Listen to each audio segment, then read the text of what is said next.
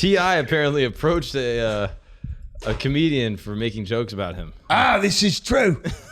It was at a wee open mic. A wee open mic. In it. Yeah.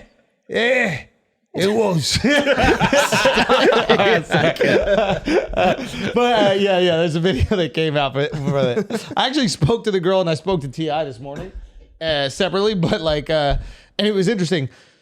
So I don't know if you guys saw the video. Do we want to play a little bit of it? What do you guys think? I can pull it up. We also got to get T.I. on the pod eventually. Yeah, for sure. But here. Bump it. So what's happening is there's an open mic.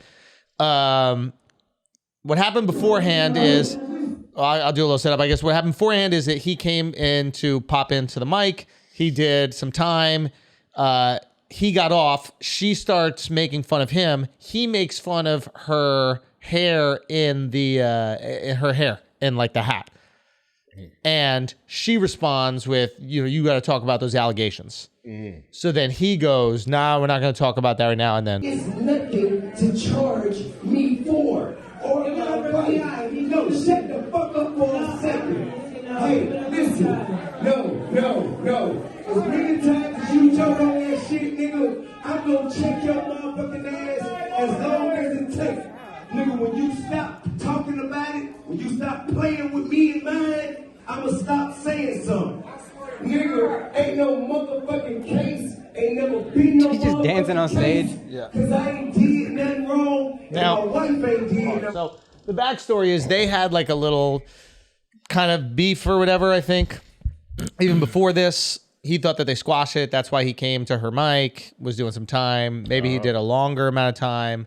Then the back and forth about the hat happened. And then T.I.'s like, what do I do? I just let people say these things. And, basically what I was telling him is like, listen, as a comedian, you can't really tell people they're not allowed to joke about you because you're just going to make them want to joke about you even more. 100%. And I also understand this girl. It's like, one coming from a place where like someone's silencing her on her stage, especially like a comic, and saying you can't make these jokes. Yeah.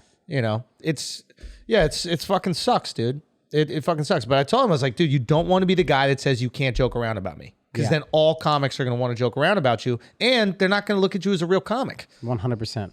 But I also understand him. It's like, what do I just let the world call me a fucking sexual predator or whatever?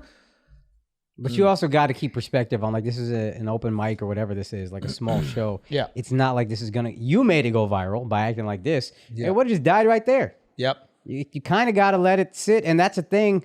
Comics sit on a high horse a lot and talk shit and act like we got no skeletons. But with a guy that's already famous, the skeletons are out. Yeah. So it's tough. It's a tricky thing. But that's also something that he got to recognize coming into the game. Yeah. Like if you go to a rap battle, for example, and you talking shit about someone, please believe they're gonna bring up. Yep.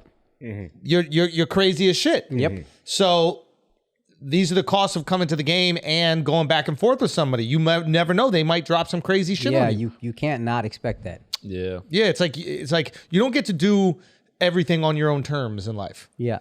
And that's the tricky thing that he's in right now. Yeah. But I empathize for it's like, imagine every time you say anything, they just bring up some shit that has no bearing, no case, no nothing. Yeah. And it just taints who you are and your legacy. Yeah. When there's no proof, it's on the courts. Yeah. Like, yeah, what is the status of that? Because last I heard it was like allegations were brought up. But and then I think it got wiped away. So there's not even any charge made. So it's like, it's one thing if it's in the courts. Yeah. But it's nothing if it's not and there's no charges and then it just goes away. And it was like, oh, people trying to like Me Too him on some fake shit, but everybody's acting as if it's real. I could empathize with how frustrating that is. Yeah. But I also empathize with the comics. Like, yo, you're not going to tell me what I can or can't joke about. No like, fucking chance. You coming in here to do the comedy show, especially my show, telling me what I can't do? Nah, not going to happen. Fuck that, yeah. And that's what I told her. So it's a tricky... But that's the issue is you make a scene about it, and then all of a sudden way more people see it. It's like the Streisand effect. Like by trying to block it and trying to close it out, it makes it bigger. Yeah. I don't know. What are your guys' thoughts? I mean, like ideally you like just kind of take it and then it eventually gets washed away. Yeah. You know what I mean? Like eventually it just gets caught out. Like I didn't know really about the allegations until this video. I didn't know either. And that's the thing, like he might not realize he's going to put more sauce on these things. 100%. You just let it fucking go. You made it mainstream with this. But this will eventually wash away too. Like if you just don't bring this up, like just be cool for a while, like this will go away and then the rest of it will go away. But you're going to have to eat some shit in the meantime. You're going to have to deal with a lot of people making jokes about it now. And you got to kind of know that's if I want to keep doing comedy, this is what's going to happen. I did that to me. And this is a learning lesson.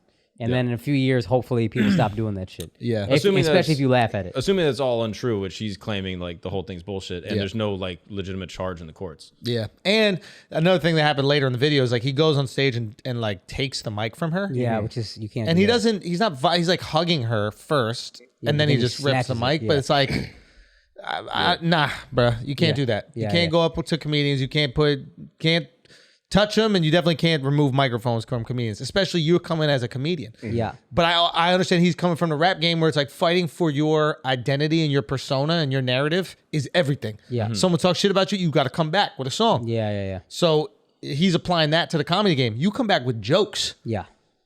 In this game. And he runs with DC and them, so he knows like just scoring shit that you can go. Yeah. If you get that muscle up and just go, you can win. Yeah. This combination of rappers, comedians, women's hair, weird sex shit. It just makes it a bad combination, bro. Yo, it's so true. But right back at square one, dude. Yeah. But yeah, if I'm him, I just handle this off stage. Go up to her afterwards, just be like, yo, you got to stop saying shit that's not true, blah, blah, blah. And just like handle it with her like one-on-one. Or maybe you don't say you got to. Just say, hey, man, it's just that's something really hard for me. Like, we're going to see each other. We're both in the comedy scene here in Atlanta. We're both trying to do this shit as comics. Like, I don't get why you're coming at me like on this shit. I get we're scoring. You also got to say that because he started it. So I get we're scoring, but like that's kind of a low blow because that shit isn't true. Yeah. I understand if that triggers you in some way, but you got to understand I'm actually innocent. I know a lot of guys say that and then whatever, and then hopefully she believes you, and then you can squash it. But if you handle it like that, you have a much higher chance of squashing it than you do if you go up and grab the fucking microphone. Yeah, and then the video's out on Elon Musk's Twitter, and it's over, dude.